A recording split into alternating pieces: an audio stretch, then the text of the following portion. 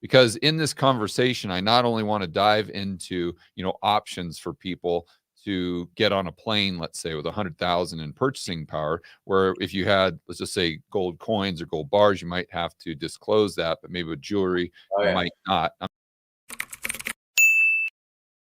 I'm here with my good buddy, Rick, and he is going to tell you all about how to protect your freedom, liberty, and maybe even unplug from the potential chaos from the election by not just setting up a plan B, but having purchasing power in the form of gold outside of the system. I think this is going to be a very important discussion because, as you guys know, regardless of what happens with Trump and Kamala and the insanity, I'm all about having a plan B. And the first step in that plan B, like I said, is having purchasing power outside of the system. But we run into an issue.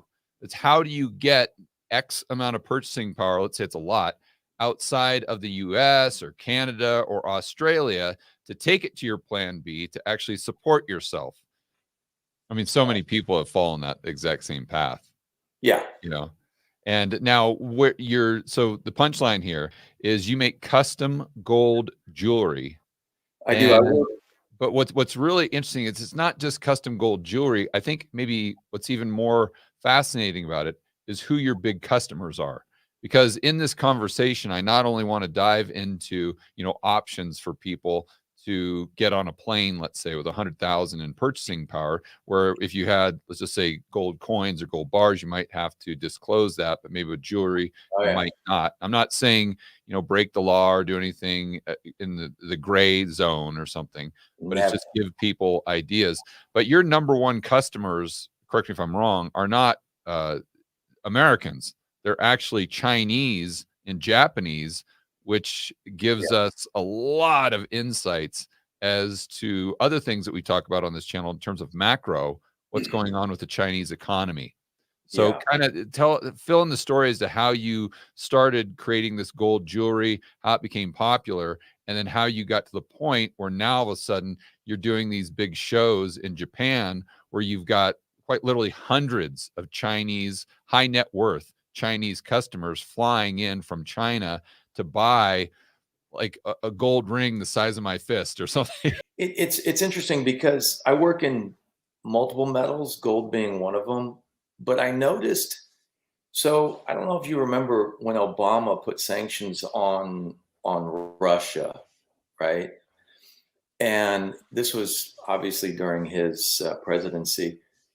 I thought because I have at that time that was before I had China and I had Russia, and I thought to myself, well, it was nice having a clientele in Russia. I guess that's over. Oh, you And were it selling into actually, Russia at that time. yeah. And so Wow. what I noticed was the sales went up because people were looking for stores of value, and that caught me by surprise because I didn't understand. When currencies, the way it was explained to me by a Russian individual was, have you ever woken up and your bank account that you thought you had 100,000 and is now 50,000? Right. They've woken up to that multiple times. So they look for stores of value, and they saw that my stuff apparently could be a store of value for them. So carry that now forward to what's going on in China. I think it might be a similar situation. Mhm. Now that's just me, you know, just kind of spitballing, Right, but right. it seems there's something happening like that where you can't. So, to my understanding, if you get caught taking bullion, moving gold bullion out of China, you get in real trouble. Right. Um, but it's far easier to get different instruments out. Meaning jewelry. Yeah. Rick, for someone who has thought about buying gold jewelry in the past as part of a plan B, so you might have some coins, some bullion, some Bitcoin, but then also, let's say you want to, again, $100,000 or something like that. That's very tough to move that much silver or Correct. that much gold. Um, what advice would you have for people that are exploring gold jewelry as an option? Like, what are some of the pitfalls? What are the things they should look out for? What are some of the red flags? Well, okay, so when you get into stuff like mine's the premium because of my work is really high. So it's going to be way over the melt value of the gold. Right, So because they're there's paying an artistic premium. correct. Right. But there's other places where you can get gold, 24 karat or 22 karat. There's a lot of special operations guys or guys that are in, let's say, moving around the globe that need emergency dough. They'll carry like bracelets so they can break off a link if they need Mm, to pay for a taxi or whatever else. But the lower premium stuff, if because a lot of people are premium sensitive when it comes to like this quote stackers. okay. Whereas my work is higher, but you could move a lot of metal of value around, and it doesn't have to gold. I'm trying to choose my words here. Gold doesn't have to look like gold. If you were in an emergency situation, you needed to get it out of the country. Yeah.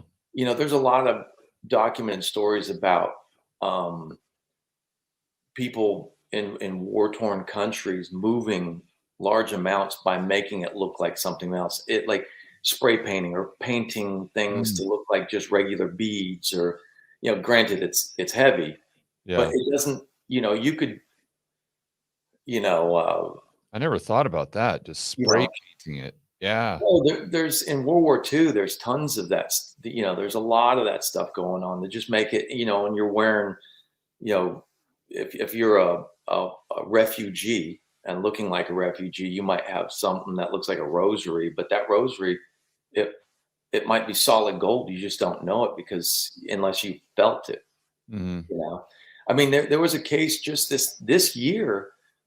I think it was from Hong Kong to Japan. They were trying to ship engine parts. You can look this story up. Um, and they got caught, but the engine parts were solid gold, but they didn't look like gold So at all. If these you are look, people trying to move gold out of China. a lot of gold from Hong Kong, yeah, into Japan. And so, but these parts, I'm telling you, it must have been tipped off because there's no way by visual you would have known. Okay, You so know? they melt down the gold, they And cast it to look like gears and engine parts. And that stuff's like a been going on. transmission or something like that, then they Yeah, spray paint it like silver or yeah. cream color or something like Or you that. could plate it. You could plate it. Just imagine you could have a 24 karat gold item and plate it silver. It looks like silver.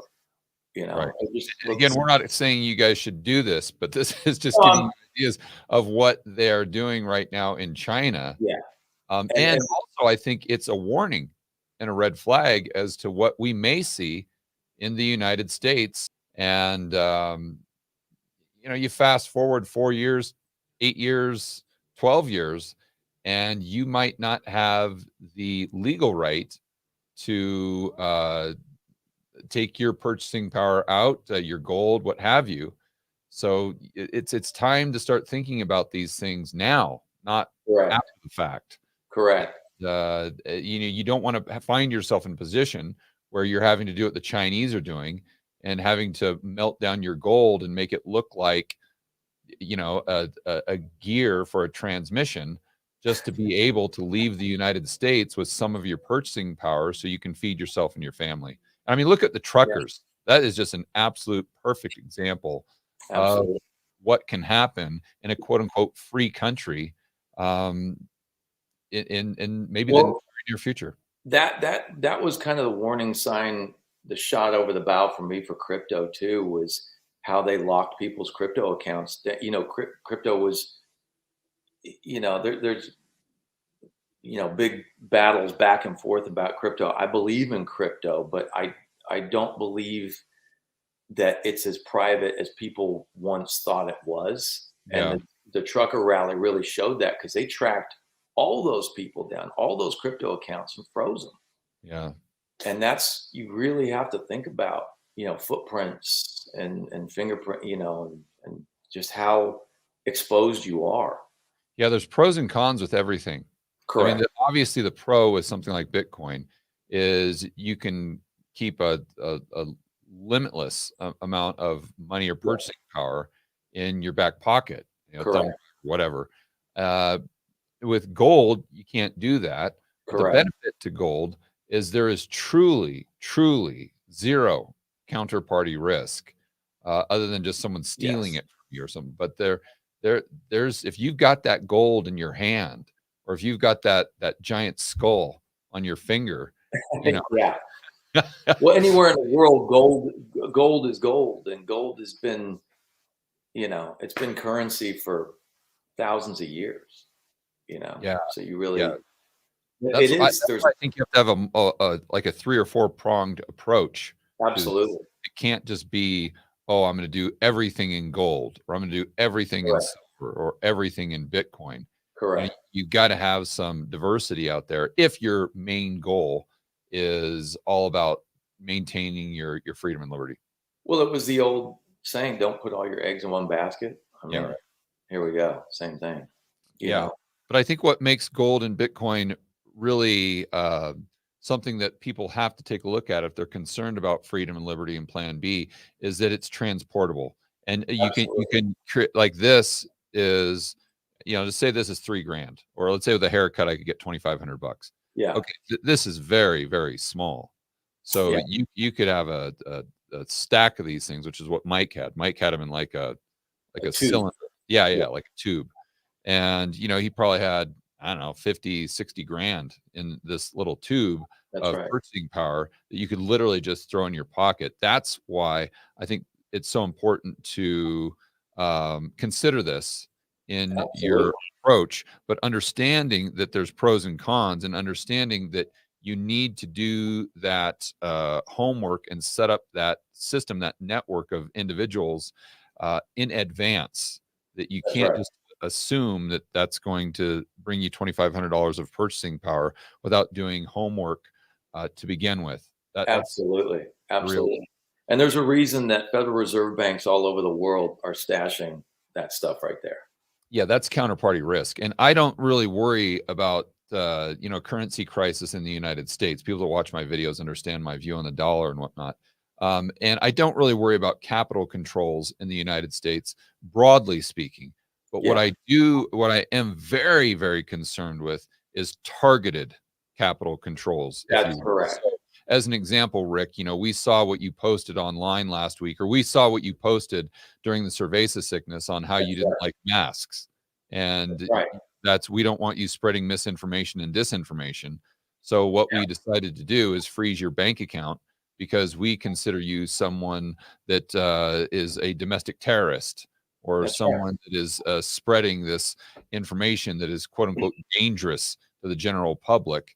And therefore, just as a precautionary measure, we just went ahead and froze all your assets. Yeah. That's what I am really, really concerned with. It reminds me of when I was in Argentina and trying to go across the country just using gold, silver, and Bitcoin. And we did run into liquidity issues, to say the least. Like, it was Yeah. really tough to actually find even a jeweler that would buy the gold coins we have. And I've got a couple of them right over there, but they weren't even these 1 ounce deals. They were Yeah. just like the 10th of an ounce things Yeah. from, Which are higher premium. You yeah, know, from Canada. But Rick, they would like, at the time, I think gold was trading like 2,200. And so that 10th, you figure I should have got at least like 200 bucks for it, even with the haircut. yeah. But very few people, jewelers, were willing to give me an offer on it. But the ones that did give me an offer, it was like 100 bucks, like Oh, 110 bucks. It was like, so my point is, even if you're dealing with gold, you've got to realize that it's not perfect. It's not like if correct. you buy this for, whatever, 2,700 or 2,800 right now, you can just immediately take it over to your Plan B spot and get $2,800 for it. That's right. You might, you probably won't. In fact, I was going to say you may or you may not, but you probably won't. And that's why having a network of individuals in your plan B spot in a community already developed is so important. Like you, as an example, you've got a network of individuals that you work with where you source your gold because you've been doing this for whatever 20 Yeah, years. So you've got people that you know, like, and trust. They trust you. that's But it's correct. that exact same concept that if you were to set up a plan B in Panama or in Argentina, you would definitely want to go there in advance to figure out, okay, if I do take my gold down, where the hell can I sell it? And Yeah, because that actually takes a lot of due diligence. Whereas Americans, we think that you can just take this down to your local pawn shop in Panama that's or right. Mexico or something like that. And it just doesn't work that way. You know, it's like when you're in a situation where governments are falling apart, like talking to Russians. That's why I was trying to make that Argentina trip with you guys, because I was curious about not only precious metals, but one thing that sells all over the world that's very tradable is also whiskey.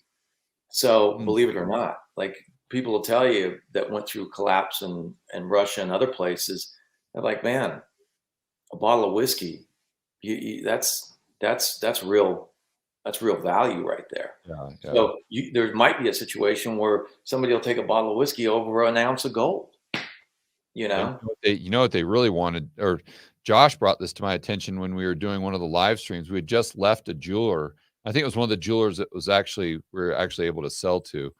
And Josh just says, you know what would really work well here is if we had iPhones. And I thought about, I'm like, you Yeah. know what, you're spot on. Yeah. That's absolutely correct. If we would have had like 100 iPhones, we Yeah. could have loaded those things like in an hour Yeah. and You could. probably a lot closer to quote unquote spot. That isn't that crazy? So Yeah. there's stores of value that people. That's what I always kind of look for is those like those things those items that people aren't really talking about. Because there's a lot of those, and how I learned about them is reading through histories of war and government collapse, because there's been quite a few currency collapses just in our lifetime, Yeah. you know. And when you talk to those people, when you really talk to them, you understand that wow, it's not. I mean, gold and silver is great. Um, Bitcoin would be great, but somebody might value that iPhone or that roll of toilet paper or whatever it is more than those things. It's just I think it's person to person, and it's you have to, like you said, multi-pronged approach. Having wealth outside the traditional financial system is becoming increasingly critical in today's environment. The discussion highlights how various governments, including China, are implementing stricter controls on moving capital across borders. Gold, particularly in the form of jewelry or disguised items, offers a way to maintain purchasing power outside the banking system. While high-end jewelry may come with a premium over spot price, it provides a discrete method of storing substantial value that can be transported across borders. The conversation emphasizes that this isn't about illegal activities, but rather about maintaining financial sovereignty and having options in case of emergency situations or increasing financial restrictions. The importance of liquidity planning cannot be overstated when it comes to alternative stores of value. The conversation reveals how even seemingly liquid assets like gold can face significant challenges when trying to convert them to usable currency. George's experience in Argentina demonstrates this clearly, where a 10th-ounce gold coin, theoretically worth $200, only received offers of $100 to $110 from local jewelers. This highlights the necessity of establishing networks and relationships with trusted buyers and sellers in advance. It's not enough to simply own alternative assets. One must also have a thoroughly researched plan for converting these assets into usable forms when needed, including understanding local markets and having multiple exit strategies in place. Protection against targeted financial controls has become a crucial consideration in wealth preservation strategies. The discussion points to recent events, such as the Canadian trucker protests, where authorities froze not only bank accounts but also crypto accounts, demonstrating how financial controls can be used to target specific individuals or groups. The risk isn't necessarily about broad economic collapse, but rather about selective financial restrictions that could be imposed for political views, social media posts, or other forms of dissent labeled as misinformation. This underscores the importance of having portions of one's wealth in forms that cannot be easily frozen, seized, or controlled by centralized authorities, whether through traditional means like gold or other portable stores of value that maintain their worth across borders and systems.